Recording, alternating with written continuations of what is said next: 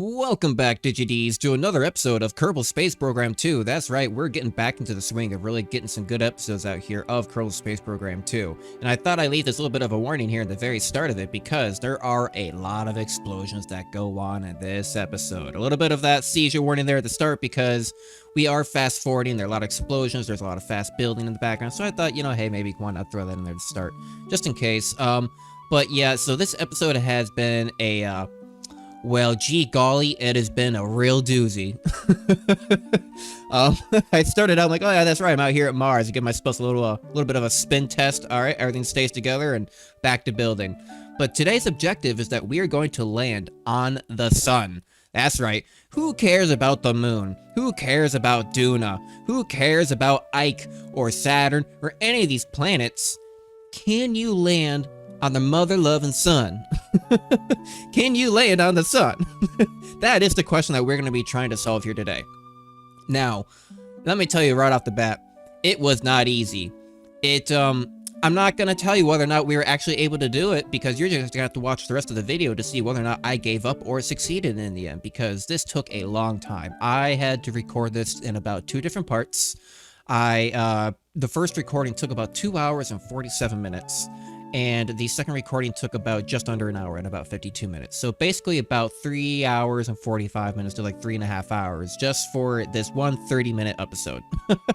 And the funny thing is that the thought I had directly before starting to record that episode was like, hey, I'm going to try to start banging out 2 episodes every single day. I'm going to try to record, at least record. Maybe I don't have, if I'm doing a voiceover, maybe I can do the voiceover later, but I'm going to at least record 2 videos a day on my days off. And then I can at least try to edit 1 video a day on my days off. And then on the days that I work, I'm going to record 1 video a day. So I can always have more videos ahead of time and always have record and editing to do. So I can really stay ahead on top of things being uploaded, just in case things come up, I have to leave the house, or, even earlier last year, or I guess later last year. My power was out for about 3 or 4 days straight. So, that I have to have these videos perhaps uploaded beforehand or recorded beforehand. If something like that happens again. Actually, you may even see that video in my shorts. I might be able to put a link to it here. I'm going to try to do an info card. I've never done that before. If you've ever noticed those little tiny like iCards in the upper corners of YouTube videos, you could add those. But I've never done it before, so I'm going to try adding one of those, maybe a link to my short of when a tree fell on my power lines and burst into flames. I guess not really burst into flames, but it cut out the power, and later there was a fire that I didn't really record much of, but no, yeah, so it cut out the power, and I was out of power for a good few days or more, and so it was terrible. It cost some money to get all that repaired. But something like that happens, I want to be prepared. I want to have videos ahead of time, stuff like that. And, unfortunately, I am going to be I'm going to be out of town a little bit this weekend as well. So I'm going to have videos for a couple days stored up on that. So, hey, I'm trying to get back in the swing of things, and I'm really looking forward to it. But yeah, so I have been, this video in itself took a while. I even probably cut out a good chunk of it simply because I could not fast forward it enough. No joke, the 2 hours and like 47-minute section, the first recording, when I tried fast forwarding that all the way, it actually got, it only got to about like 42 minutes. So, but then for some reason when I tried to export it, it would just take forever. It said it was going to take like 19 hours to export it. So I just didn't bother with that. And real quick in the background, so I thought I was going to have to worry about heat shielding because it is the sun. However, I completely forgot about the fact that KSP2 at the moment has no heating. It has heating bars, but right now there is no heat in the game. So there's no atmospheric heating, there's no heating from the sun. You might see the bars again that you should be exploiting, but it doesn't actually do any damage. But I did have that in the idea of thinking I was going to have to protect myself, but later on I just kind of get rid of the idea of even trying to protect myself from that. For some reason, every time I launched the rocket, it gave me a weird camera angle that didn't make sense. As though I was like already floating in space, so I had to like revert the launch and then it would work fine. It was kind of a bother doing this the entire time. I probably should have just restarted the game, but I didn't want to do that in the middle of recording, But oh well. But what's been kind of going on in other news? In other news, I have a couple of friends. I have one person who has recently started streaming over on Twitch. Probably for the better part, like 6 months, 9 months. And I also have another friend that I've, kind of known through Twitch. I got to know them through Twitch, and I've known them for maybe about 3 or 4 years now. It's ridiculous to even think that I've known them for that long. But, I got a couple other people who are also on Twitch, etc. So I've been trying to kind of stay up to date with what's been going on. And I guess there is a little bit of Twitch, not really drama, but news lately. I know that they had their CEO change or whatever. What was it? The co-founder Emmett Shear announced that he was stepping down from like being the CEO of like the of Twitch. And I suppose Dan Clancy, which is currently their president. So the president is different from the CEO. I don't really know how they differentiate. It's whatever. But the CEO is like the top, right? But the president, I guess, is like the one right below the CEO, I would imagine. I don't know how their hierarchy goes, how their military structure of the business goes. But, so yeah, he's going to be the new CEO effective, like, immediately. I think this is kind of maybe like a month old news at this point, but I'm just kind of getting up to date with it, just like seeing how this might affect people that I know are on Twitch. Shear's still going to be working for Twitch, but I think he's going to be like in an advisory role, like kind of like, the old boss of like, oh, no, this is how we've been doing things, type of situation. But he'll probably leave eventually, go retire or something. I wouldn't doubt it. He's got millions upon millions of dollars, so he could probably retire at any point. So if he just gets bored, he just could leave. But, it's weird to see that Shear is actually leaving because he was one of the first 3 founders of Twitch, or rather, what it was before, what was it called? It was Justin TV, I believe. Like, it was originally Justin TV, and then they made Twitch TV, like Twitch TV as we know it today, kind of as a jokingly spin-off for gaming, but it kind of stuck, and now what it is today. So, like, he was one of the main CEOs, like, founders of Twitch and the whole business in itself. So it's weird that he's stepping down, but he's in an advisory role. I think it got acquired by Amazon, like, not that long ago. I mean, I guess kind of a few years ago, but maybe they have something to do with it. What was it? Amazon took over in 2014, so I guess it's been like 7 or 8 years.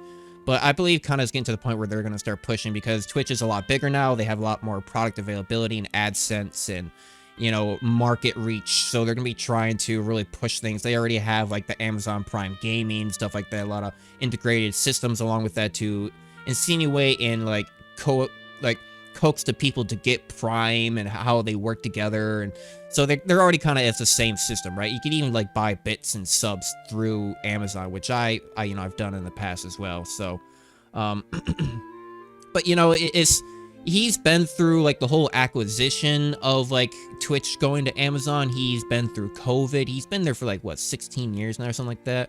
He's been going through what's like the current stuff of kind of like the whole, what do you call it? The culture of Twitch nowadays too. Like, I guess it's a lot more, I don't want to say hostile, but it's a lot more volatile, right? It's like there's always drama, there's always someone to cancel, there's always something bad going on, there's always people talking about some meta, like before it was like the hot tub meta, and there's always some controversy of that, like girls on there, and there's always some controversy of someone saying some bad word, oh, you guys allow this on your platform, but you don't allow this and allow this creator. There's something always happening, right? And Twitch always has to respond. But it's just becoming more and more and more. And that's kind of the sad part of it, is that Twitch in itself, and even YouTube too. YouTube is no better, right? YouTube still has a lot of drama itself, but it is a social platform, right? It is, in a sense, social networking. It is a place where we go to put out our content and build a community. We're building communities, people to talk to, people to follow us, people to laugh with us, people to enjoy our content, people to suggest things, people to come out and build something around, right? And even like the people who make it big, you look people like Mr. Beast, people is, lately he's been in like trouble. It's like people like, oh, he's such a philanthropist, he's only making money off these people. It's like, okay, but sure, he's making money off these people, he's making money off the views of exploiting these people, but he's also helping these people. It's like, hey, I cured 1,000 people of their blindness, which is one of his videos, for a cheap operation. But you're only making money off them. Like, yeah, but I also cured them of blindness. Like, yeah, sure, he might be making money of it, but he wants to help them. He's still doing it. Like, sure, and he can go do another video. This time, I cured 5,000 people by. It's like, oh, but you're still making money. But yeah, you still cured 5,000 people. Like, what does it matter? It's still helping.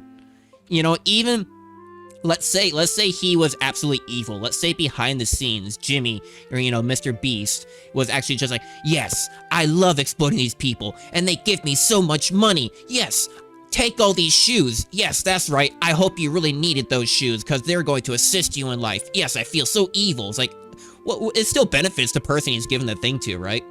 This good still happened.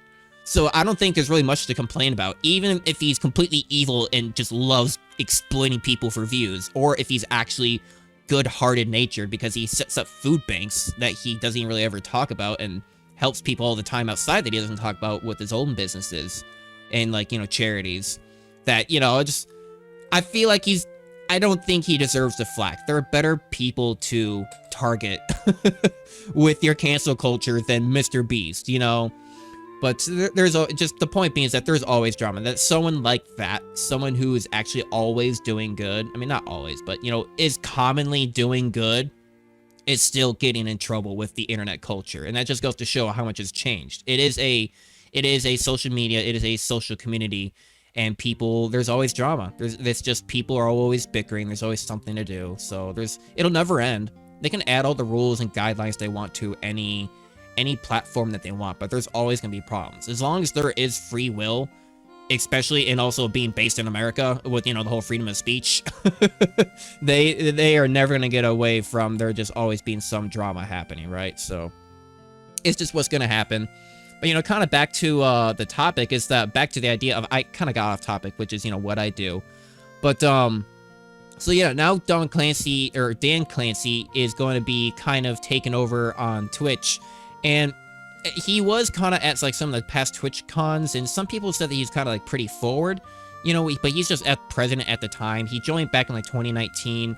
But some people are not very fond of him already, because some of you may be familiar that Twitch used to be 70-30, that the creators got 70% of the payout and Twitch got 30%. So if you spent $10 on them, the streamer would get $7 and, Twitch would get like $3. I don't know. There's probably some extra taxes or something in there too, but that would be the base platform, right? But now it's 50-50. Now it's split half and half. And the person who wrote the whole letter as to why they did that and the choices and reason that they did that was Dan Clancy, the president, right? So he's the one who wrote that, supposedly. Maybe it's not his fault. Again, maybe it's Amazon just looking for more money because they're greedy. That's just kind of what they do. Of course, because now Amazon, technically I think they have Blue Origin is their rocket company. I may be wrong about that. But, now he started his own rocket company, started launching himself up into space. Jeff Bezos, doing that whole gig, but basically sending billionaires up. I guess he has sent some smaller people up too, but of course, where does he get all this money to fund it? I mean, obviously Amazon, but, also now having Twitch and now being able to exploit more money out of people is kind of a big part of where that funding comes from too, right? So it all kind of comes together. And also, in the background, these rockets are not going well. I said I went through so many iterations of rockets in the past. I blew up so many times, and I cut out probably half of the footage. I built so many different types of rockets. I tried to build bigger middle stages. I built bigger bottom stages. As you're seeing here, I tried building them on stands, make sure they don't break.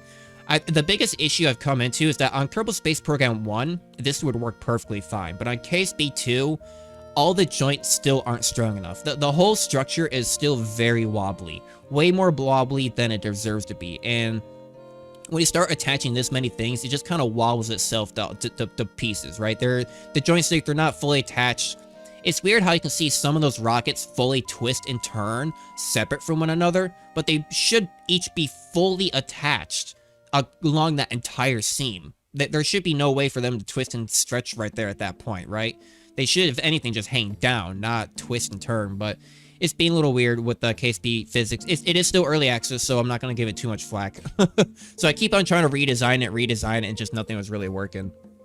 But back to the Twitch, with Dan. But some people are still a little bit more worried, though, because, what was it? So he seems a little bit, I guess some people have been saying he seems a little out of touch with creators. Again, that maybe he is just there to push, like, pencil push forward rules and regulations, and like he doesn't really care about the creators. He's out of touch with what the creators actually are. He's just there to, again, like, oh, this will give us profit, let's do this. Like, oh, but the creators won't like that. Oh, well, you know, they're too big to fail. You know, too many people. Like, I think Twitch is gonna be around for a long time, but if they keep doing stuff like this, they could fail. I could see it happening, but I know that there is a new streaming service that I cannot remember for the life of me. There's a new streaming service that a lot of people have been moving over to, but a lot of people, though, have in general been moving back over to YouTube just because YouTube just pays out a lot more. You know, if you are pretty decent on Twitch and just you are mad about all the changes and all the DMCAs and you can't have too many VODs up now and all this other stuff, a lot of them are just moving over to YouTube because they can get more money that way. They can hold their higher audience. Now, the only thing is that Twitch, I suppose maybe the money aspect could be argued. YouTube may pay you more for your actual videos and content, but the thing is that on Twitch, I can't think of any other website other than maybe Rated X sites where you go on camera and people just give you money. You know, like this is the main website that is in like the mainstream for people that know about that you just get on camera and stream your game and people just give you money, right? So these people, even though you only a 50-50, you watch somebody big like Iron Mouse or somebody like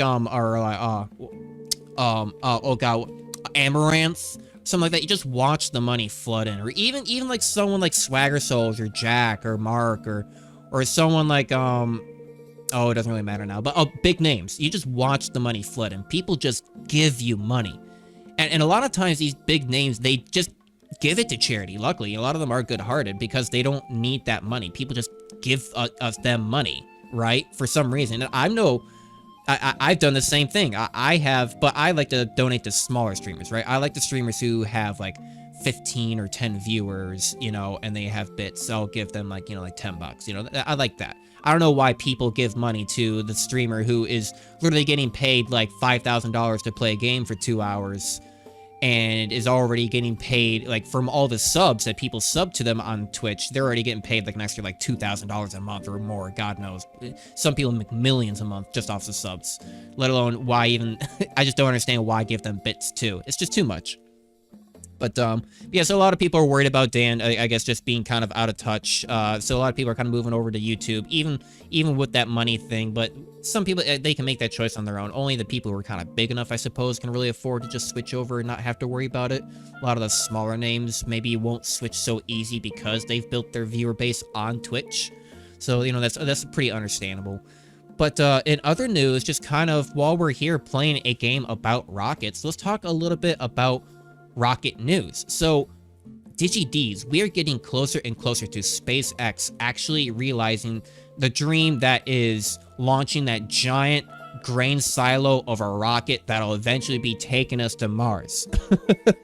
Right? So so Elon took to Twitter kind of like last week up over on his, I think on his own personal Twitter. You'll see on his own personal or on SpaceX one. But he's saying that Starship should be ready to launch within a few weeks. Like, the timing will be dependent on when the FFA actually gives licensing approval. So we've been waiting a long time for the FFA to give SpaceX approval to actually be launching this thing, and they have been dragging their feet. And, you know, it's continued to be kind of going along the path, assuming the license granting, you know, only takes a few weeks. Like, if it takes even longer, then, of course, it won't launch until it is granted. So it'll probably be near the end of the 3rd week of April, which, you know, for some of you may kind of realize that's going to be right around 420 area, which it is. It will be, hopefully, if they can, they'll try to launch it on 420 just because Elon's a troll. It is what it is. He's doing what he does. But it's not necessarily just for it being a joke of like, ah, ha, ha, ha, 420. Like us in America, 420 basically is like a weed joke. It's kind of like the code that they use for like what police would use for weed, I believe. Like, okay, we got a code 420, means that they have marijuana. So 420 is kind of celebration for stoners to go smoke or whatever. So it's just kind of a joke. But it's not necessarily a full joke because we do have, it could be a tribute to Ship 20 and Booster 4, which were originally set up to kind of be the first ships to be doing the orbital launch test. However, losing my voice here a little bit. However, as I clear my throat there, I'm sorry, DigiDs.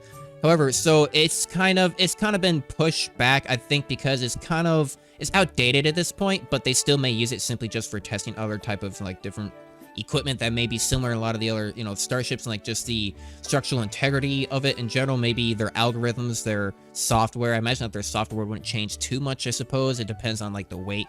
It kind of changes between the different rockets, so they might have different calculations, but so just testing in general, they could still launch, that ship in general.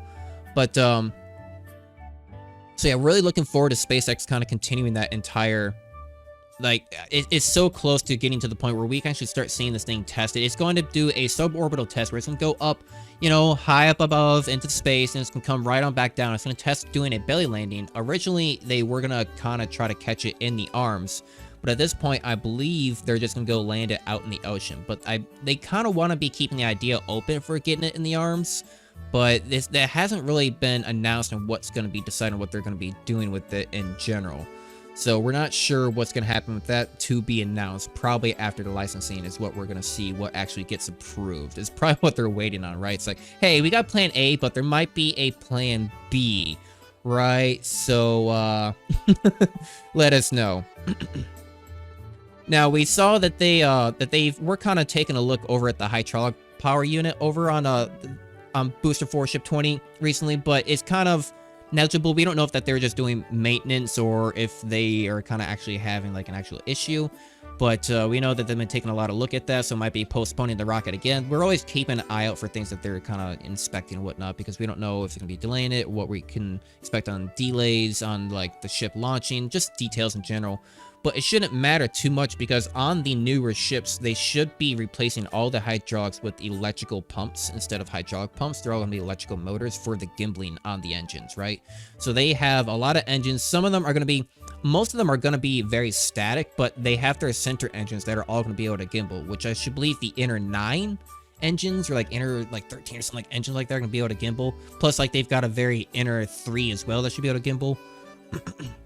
So those should be able to gimbal now on electric motors instead of hydraulics. And hydraulics are tricky because you got to deal with the fluid inside heating and expanding, changing your hydraulic pressure.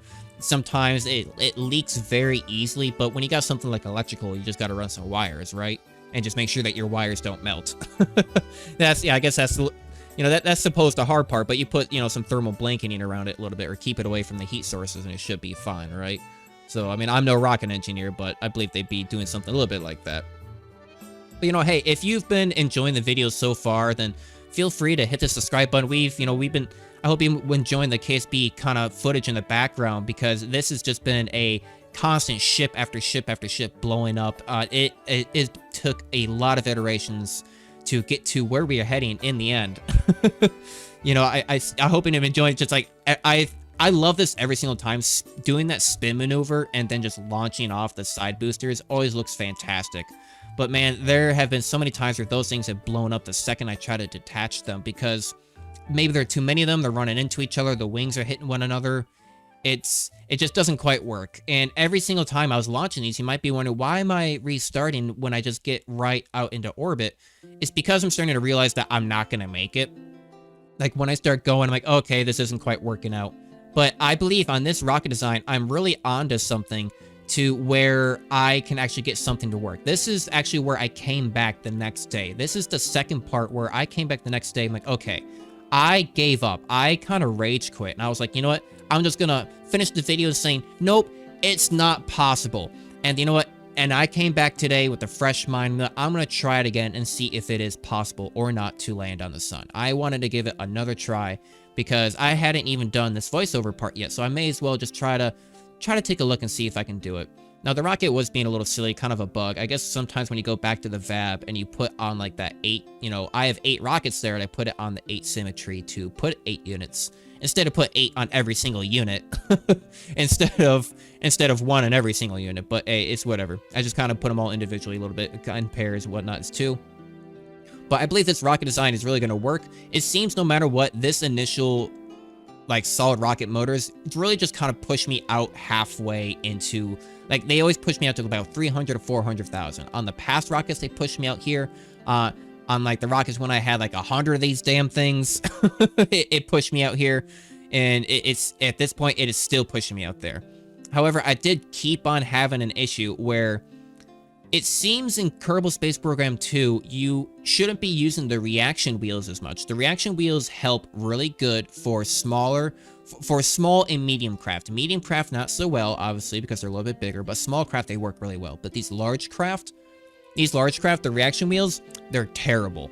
They don't do a darn thing. I have like 6 or like 8 small reaction wheels. I have like 2 medium reaction wheels in here, and it's still not doing anything. They all have electrical charge, and it's still having trouble holding prograde for some reason. I was having a real issue. It was almost like I'm off-centered, but I know I'm not.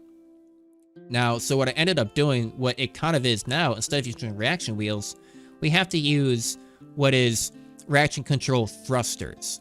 These are basically just tiny little thrusters on the side of your craft that puff out just gas. You may have seen these on, if you've ever seen a live rocket launch or a rocket or satellite in orbit, you see these little puffs of gas, and it is mostly it is motor propellant or some type of mixture of like hydrogen or like compressed air. It's it's motor propellant. Again, I'm not a rocket scientist.